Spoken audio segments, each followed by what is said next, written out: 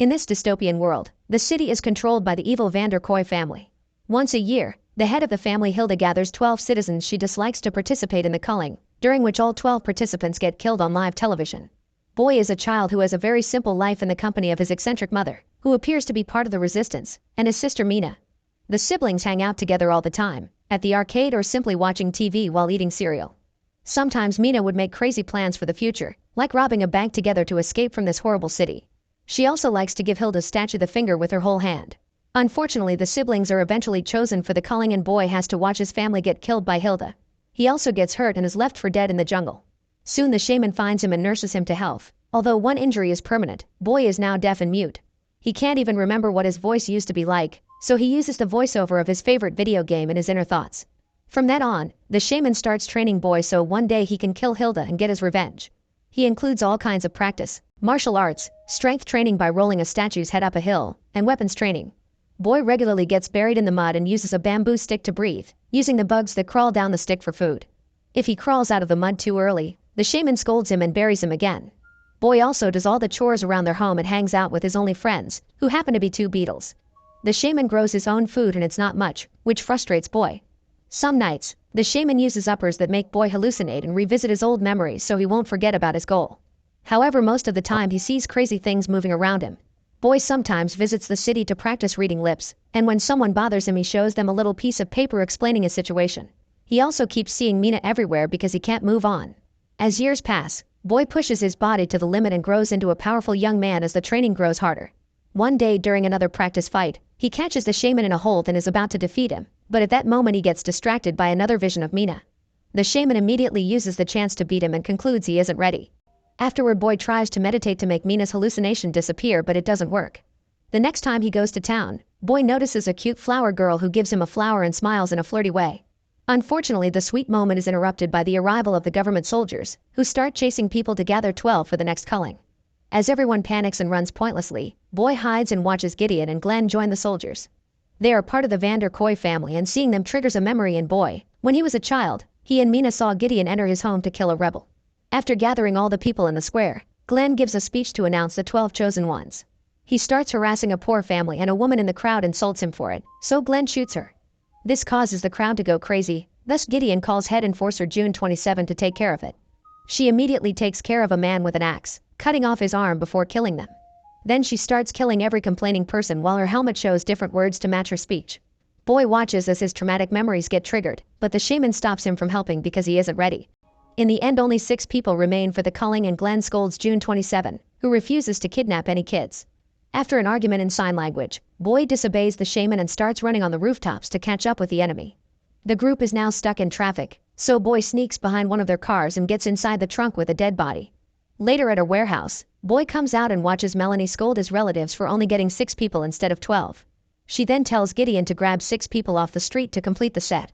Suddenly, Boy notices the hallucination of Mina next to him and argues with her in his mind, causing him to lose track of the enemy. He starts sneaking around the warehouse while fake Mina moves ahead, playing ninjas. Forgetting she isn't real, Boy tackles her to save her from an incoming cart and is seen by Glenn, who sends the guards after him. Boy runs to hide Mina in a locker and steals a gun, but he remembers the shaman taught him that he's the weapon.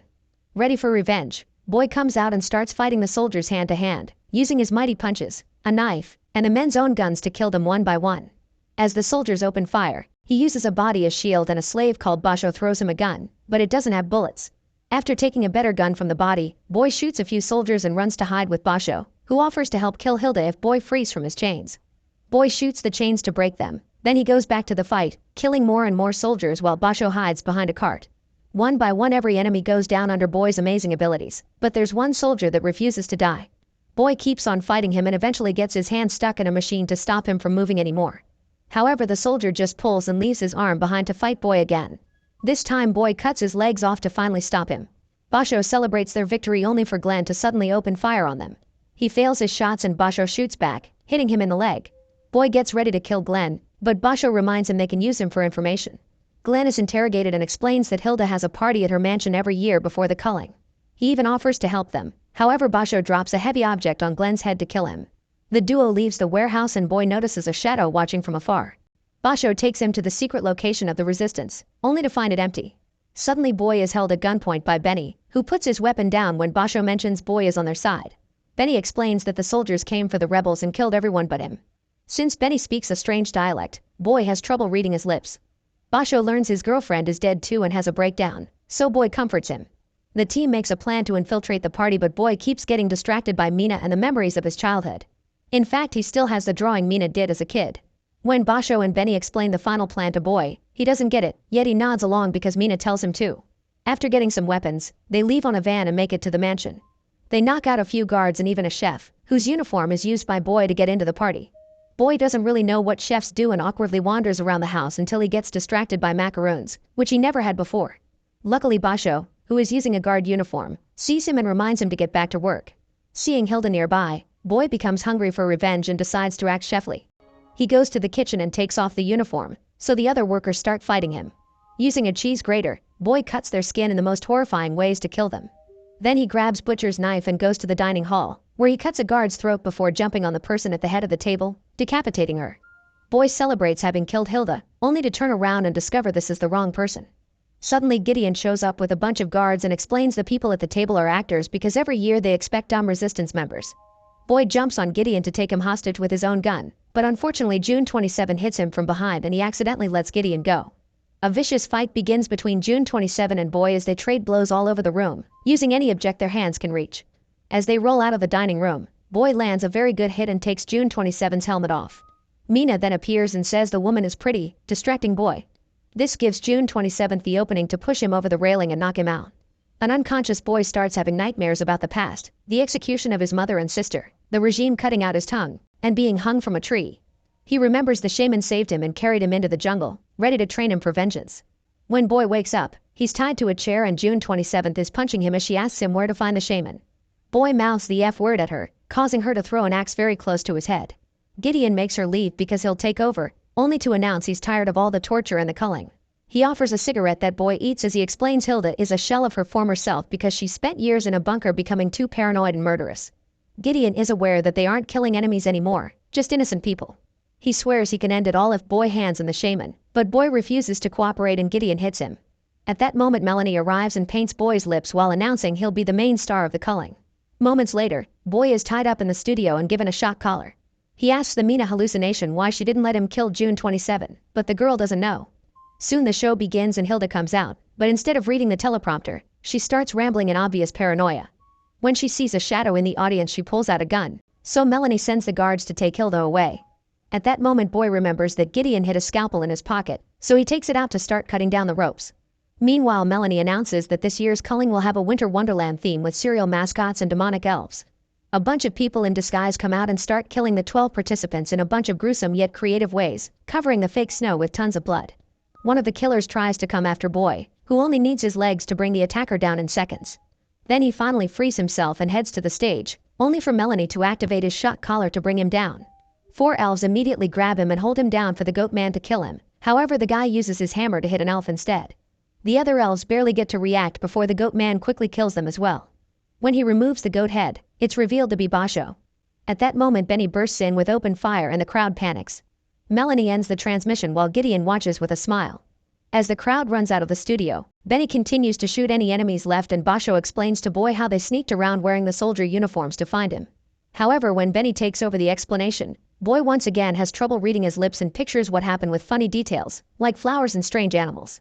Then Benny gives Boy a brass knuckle gun that fires bullets when he punches someone. The trio jumps back into action, easily killing any enemy that dares fight them. Behind the cameras, Melanie can tell Gideon planned this and points a gun at him when he tries to leave. The fight continues and Boy fights a serial pirate mascot with a knuckle but also a carrot from a snowman. Soon he runs out of bullets, but Benny throws him a clip and he reloads the knuckle to punch and shoot the pirate's face at the same time. At that moment Boy sees Mina, who is scared of this side of him. Melanie tries to use the chance to shoot him, so Benny tackles him to save him and gets shot instead. Basho fires back and scares Melanie into hiding while Benny dies in Boy's arms, saying something Boy can't understand. Melanie sneaks around and shoots down Basho as well before trying with Boy again. He runs up the stage and uses a pineapple mascot as a shield, rolling it down to knock down Melanie and capture her. Boy ties Melanie to a chair and pushes a camera toward her, instantly killing her. Then he checks on Basho, who is alive but very weak. He still wants to fight though, so the duo takes the hallway and encounters more guards. As Basho starts having trouble walking, Boy continues to kill every man in his way as his memories remind him of the death of his family, fueling his hunger for revenge. Several minutes of violence later, all the guards are dead and Boy snaps out of it to discover Basho died from his wound. Nearby, Boy finds Gideon, who was also shot by Melanie. With his last energy, Gideon gives Boy a key card to access Hilda's bunker.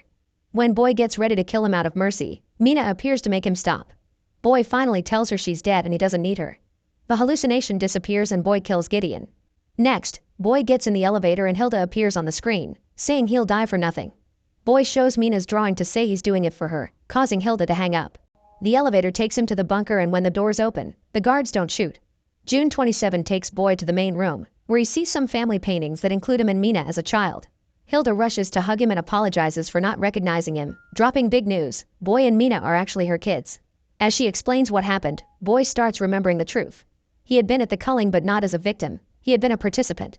The real victims were the shaman, his son, a woman who he had thought was his mother, and her daughter. Hilda forced Boy to fire the gun to kill them, but Boy only managed to kill the children and the woman before having a breakdown. His shooting became erratic and everyone panicked, allowing the shaman to run away. Overwhelmed with guilt, Boy ran into the jungle to cry alone. The shaman found him and started to choke him, but he stopped when he got an idea. He kidnapped the kid, then he started to brainwash him to change his memories. He even hurt Boy, convincing him it had been wounds from the government. The shaman cut out Boy's tongue and burned his ears to make him more controllable. Back to the present, Hilda finishes the story by saying Boy has been killing his aunts and uncles. She also reveals that June 27 is actually Mina. As Boy falls to his knees in shock, Hilda asks for the proof that her son is still in there and slaps Boy when he doesn't react. She concludes this isn't her son anymore, so she orders Mina to kill him. Also believing this isn't her brother anymore, Mina starts beating up Boy and takes out her axe for the kill, but she freezes when Boy puts up his hand. Remembering the day with the statue, Mina turns around and kills her mother instead. Another family member activates an alarm and the siblings run to hide as the soldiers open fire. They steal some hidden weapons and run down the corridor, where they start fighting all the incoming soldiers. Together they make a marvelous team and easily kill any man that dares to go against them. Suddenly 3 guards arrive with heavy weapons and Mina gets wounded. Thankfully she's fine and teams up with Boy again to tackle another soldier, using him as a shield to run through the corridor. They reach the guy with the Gatling gun, who Mina pulls down while Boy uses his own weapons to kill him. As more soldiers arrive, the siblings run to the elevator to escape. Hilda explains she's been looking for him all these years and only hurt people because she thought they had hurt him. Suddenly the elevator is called to a different floor and when the doors open, they see the shaman. Using sign language, the shaman tells Boy to kill Mina because she's also part of the evil family, but Boy refuses. Mina quickly attacks the shaman and lands a few hits, but he easily overpowers her. When he's about to kill her, Boy hits him to make him drop her.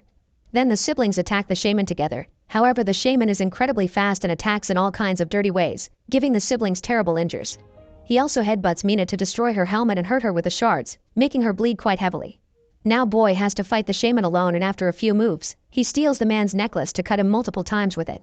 As he throws the shaman all over the room, he accidentally drops the necklace and the shaman grabs it back to cut open Boy's leg and arm. Boy grabs the shaman's hands and with the help of a vision of his younger self, he pushes down the necklace to finally kill his mentor. After screaming in physical and emotional pain, Boy checks on Mina and confirms she's alive. She wants him to escape, but he picks her up and they leave together as Boy remembers their days in the arcade, mentioning it's better to have a player too. Sometime later, the siblings are in an abandoned building eating cereal like the old times.